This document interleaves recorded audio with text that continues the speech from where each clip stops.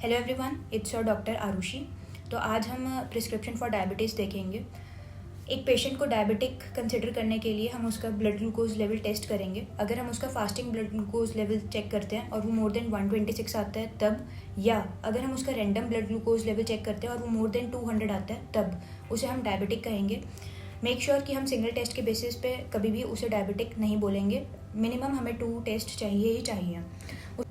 अगर हमारे पास minimum 2 occasions पे टेस्ट पॉजिटिव आ जाते हैं तो हम देखेंगे कि सिम्टम्स के साथ है पेशेंट या विदाउट सिम्टम्स है।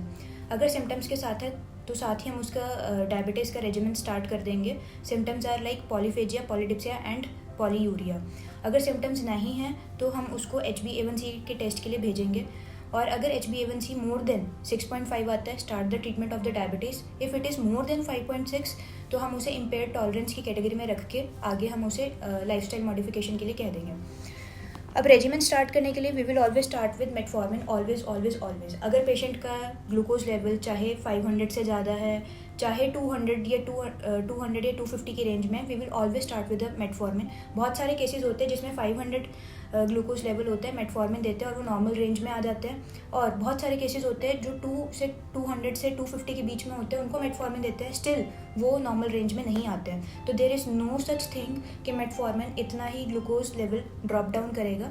We will always start with the metformin. Secondly, metformin जो है वो हम OD भी दे सकते हैं, BD भी दे सकते हैं, और मेटफॉर्मिन ऐसी ड्रग है जिसको हम TDS 3 टाइम्स अ डे भी दे सकते हैं। सारी ड्रग्स हम 3 टाइम्स अ डे नहीं दे सकते हैं, बाकी जितनी भी ड्रग्स हम डिस्कस करेंगे उसको हम maximally 2 times a day they सकते हैं।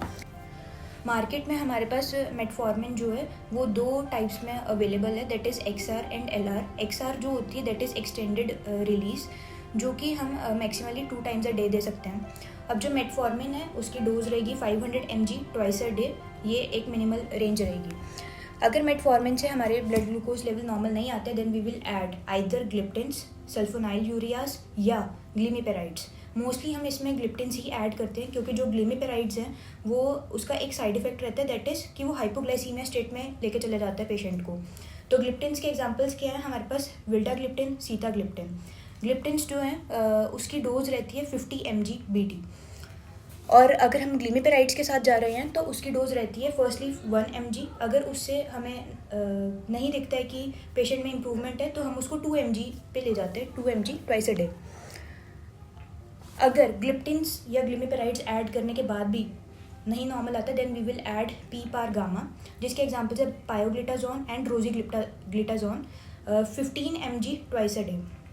अब मार्केट में हमारे पास इन तीनों ड्रग्स का एक कॉम्बिनेशन अवेलेबल है, that is glimepiride 1 mg, metformin 500 mg and pioglitazone 15 mg। Hierarchy एक बार देख लेते हैं।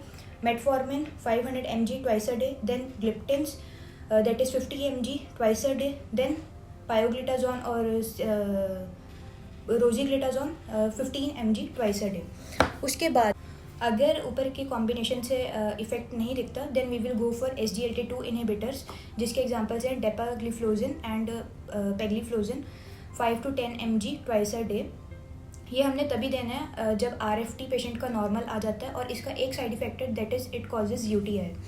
अगर इन चारों ड्रग्स के फॉर्म से पेशेंट में हमें इम्प्रूवमेंट नहीं दिखती है then we will go for the insulin that is 0.5 international units per kg body weight. And दूसरी बात, हमने इंसुलिन की डोज को डिवाइड करना है 60-40 की रेशो में। मैक्सिमम डोज हम मॉर्निंग में देंगे और बाकी की डोज हम सेकेंड हाफ में देंगे।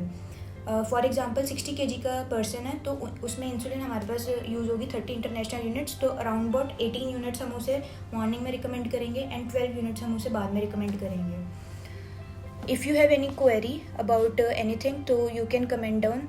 आई विल ट्राई कि मैं उसके आंसर्स देख सकूँ। Thank you.